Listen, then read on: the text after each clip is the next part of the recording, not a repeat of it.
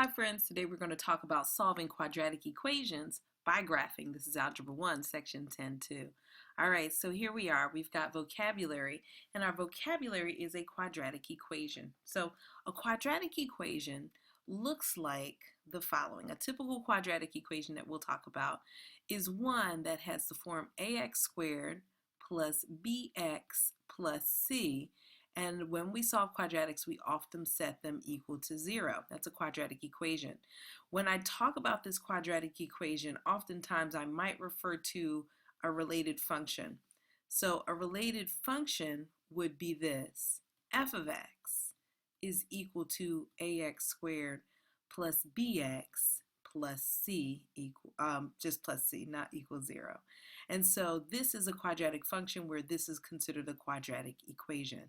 The next two terms are going to refer to specifically, and they basically refer to the same thing, but they're going to refer to one thing a little bit more to a graph, and one's going to refer to the equation. So if I have a quadratic function such as this, sum f of x is equal to ax squared plus bx, you know now that the graph of this thing is going to be some parabola. If I have, let me draw that with a darker pen. If I have this graph and here's the parabola, I call these two values here my zeros. Okay? And a parabola can have two zeros, it can have no zero if it's like floating above or hanging out down here, or it could have like 1 0 if it just touches right at the vertex. And so that's what a zero is. So when we think about zeros, we're thinking about that. Roots are zeros technically, but it's when I think about roots, I'm thinking about the answer I get when I set my function equal to 0 and solve for x. Those values are going to be your roots, and they're going to be your zeros. So in that way, they're kind of the same thing. They're kind of the same kind in a way.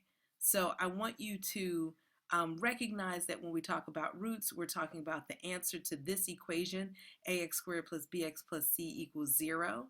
And when we're talking about zeros, we're talking about graphing the related quadratic function and where it hits the x-axis.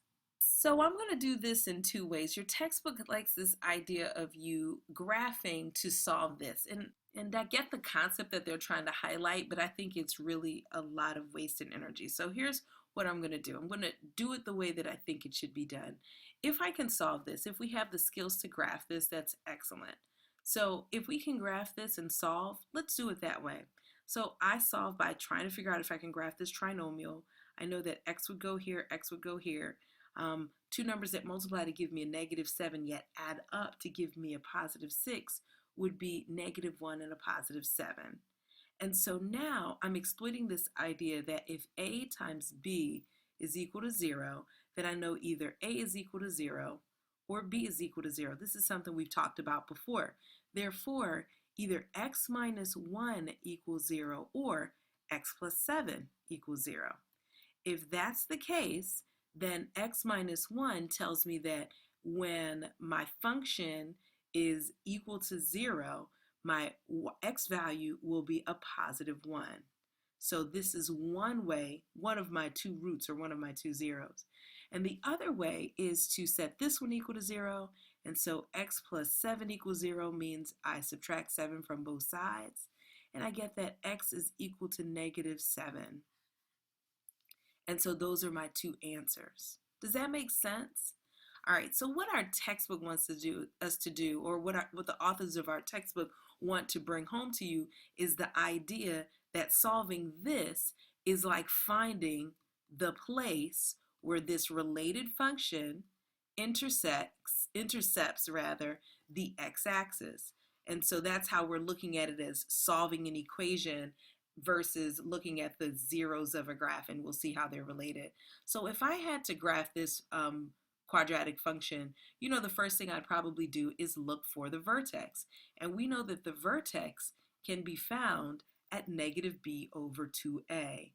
So, well, that's not really the vertex, my bad. The axis of symmetry, let's start there, can be found at -b over 2a. And then the vertex we'll get by plugging this into the function, f of negative b over 2a will give me the corresponding y value. Let's do it so it can make sense. So now our vertex, our axis of symmetry is going to be negative 6. So a of s is equal to negative 6. That's negative b over 2a. That will be just simply over 2. So our axis of symmetry is at negative 3, right? So we can go back here, 1, 2, 3, negative 3, and that's where our graph will be, have its symmetry exploited in a way. We'll be able to see the symmetry there, okay? So I'm going to give myself a little bit more space on this side. Crooked space, but space nonetheless. Okay, so now that I have the negative 3, I'm going to plug it in and figure out what the corresponding y value is. So when I plug in negative 3 quantity squared, I'm literally plugging it into this equation, plus 6 times negative 3 minus 7, I end up with 9 plus a negative 18 minus 7. These guys come together to give me a negative 9 minus 7 gives me a negative 16. So my corresponding, the corresponding value for y when x is equal to negative 3 is negative 16. So I'm going to erase this now and just put the proper vertex in there. I hope that doesn't make anyone confused. So we have negative 3, negative 16. I'm going to stop there for a second. So now I know that my vertex is somewhere down here. So I'll even put that in. So if I number each of these marks by 2 and I gather that this is negative 2, negative 4, negative 6, negative 8, negative 16 will be right here. And I'll put a point there. So that's my vertex, and my parabola should be open up. I'm still looking to figure out where this graph crosses the x-axis. And so, now we need to, do the thing that we do, which is to investigate by plugging in values. So now I'm going to plug in, let's say, like negative 2. When I plug negative 2 in, I put in that negative 2 in there, I get a negative 15, which is going to be just about, like right in between there. What happens on one side of the axis of symmetry happens on the other. I see that negative 7 is my y-intercept, and so my value is right here. Here's negative 6. This is negative 8. Negative 7 is here. So I'd get negative 7 over here. You guys see what's happening, and then I'm going to graph it, and I need to figure out where the x and y intercept is. So you see I'm not using a beautiful graph paper or anything. However, you also see that the value of 1, which we got here, is reasonably there, and the answer, a value of negative 7, is here. So the authors of our text wants us to see that finding the x-intercept is really finding the values when x is equal to, when y or f of x is equal to 0. Does that make sense? So they want you to do this method and graph it so neatly that it crosses at 1 and negative 7 as opposed to finding it. We're not going to do that. We're going to factor every time we get a chance to and see if it can work. So let's take a look at this. Here we have another situation, and this is where we get what we call a double root. I'm going to flash back real quick. We got 2 roots here. They were 1 and negative 7. 2 places where our parabola crosses the x-axis. Let's check this one out. So solving for this, we know that when we handle these types of problems, we want to put everything over to one side and set your function equal to 0. So I've got b squared plus 4b plus 4, and I'm going to use our factor method, see if we can factor this. We have b and b here, positive 2 and positive 2. I'm hoping that you guys saw that this was indeed a perfect square trinomial. If I set both of these factors equal to 0, I get that b is equal to negative 2 from this one, and b is equal to negative 2 from this one, which gives rise to the idea of a double root. We come up with the same value twice. That doesn't give us a new root, it gives us the same root twice, so it's a double root. So what would a graph like this look like? Well, first let's find the axis of symmetry, which we know to be negative b over 2a, which would be negative 4 over 2 times 1, which is 2. So negative 4 over 2 is going to be negative 2. And look at that, our vertex is exactly where our 2 roots are. So that tells me that the graph is going to touch right at negative 2. And we could have gotten that just from recognizing that we got the double root. And now that we have that, we're going to exploit symmetry to get the rest of our information to graph this. Now realize graphing this does not give me any more information than this did, but I'm just graphing it as a matter of course. So I'm going to graph, let's say, this y-intercept, because if I put a 0 here and a 0 here, I'm left with 4. So 1, 2, 3, 4 is my y-intercept, and if that's happening on this side at 0, it's also happening over here at -4, right? Because we're exploiting symmetry. And let's get another point.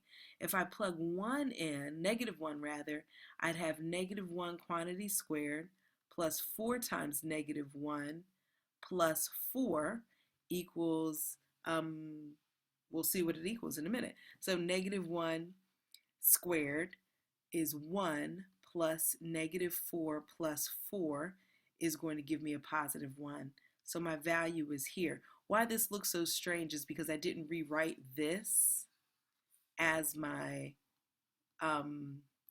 function, the function that we talked about. We would look at this as f of x as we're graphing it. So now that I have 5 points, including the vertex, that's usually good enough to give a decent graph.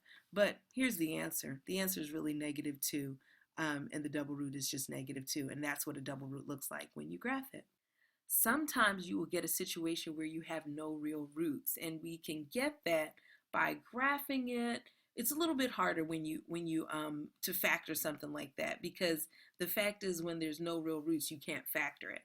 So if I were to look for an x and an x and two numbers that multiplied to give me a +4 and get a -1, I'd be waiting here a long time. So in this case, this is a good time to utilize the practice that the text is asking us, or the authors of the text are asking us to perform. So how does it work? We go ahead and we set this function, this equation, this quadratic equation, we turn it into the related function. And now we're going to look to see where this function crosses the x-axis, if it does. First thing we need to do is find the axis of symmetry, and that's going to be -b over 2a. In this case, it's going to be 1 over a +2, -b over 2a. All right, so now that we've got that, we need the vertex. In order to find the vertex, we need to plug the 1/2, or whatever the axis of symmetry is, back into our equation. So we've got 1/2 quantity squared minus 1/2 plus 4. 1/2 quantity squared is 1/4, minus 1/2 plus 4 is what we need to do with that. When I join these guys together, I'm left with a -1/4. How did that happen? Good question. This is really 2/4, right? 1/2 is really 2/4, and when I add those up, I get a -1/4 plus 4. And because I love fractions so dearly, I'm going to change this into a fraction of 16 over 4. 16 over 4 plus -1/4 is going to be 15 over 4. Make sense? 16 over 4, because you know, right? All right. So 15 over 4 is the corresponding y value for our vertex. So we've got that bit of information going. And now let's see if we can graph some of this. So here's 1, and here's 2 and 3, and let's say 4, and let's check out where I'm going to put my vertex. So at 1/2, I'm here. That's my axis of symmetry, and I'm going to find 15 over 4, which is really close to 4, but it's not. It's just under 4. It's like 4 and 3/4, so it's going to be right here. Here's my vertex. All right, I know this doesn't look pretty. Where is my y-intercept? If I were to put zeros in this function for x, where would my y-intercept be? It would be right up here at 4. And then exploiting symmetry, I'm over on this side. Look, I don't even need the full graph to recognize that I have no roots. I have no zeros, really, of this function. There's no zeros. There's no place where this graph actually crosses the x-axis. And so that's what it looks like, and that's how I can confirm it. So I'm going to stop here with this lesson and give you a few problems to work on this concept. And then the next lesson, we're going to get into real ways of solving quadratic equations even when you can't factor them. So let me know if you have any questions, and I'll give you a little assignment just to practice some of the things we did here.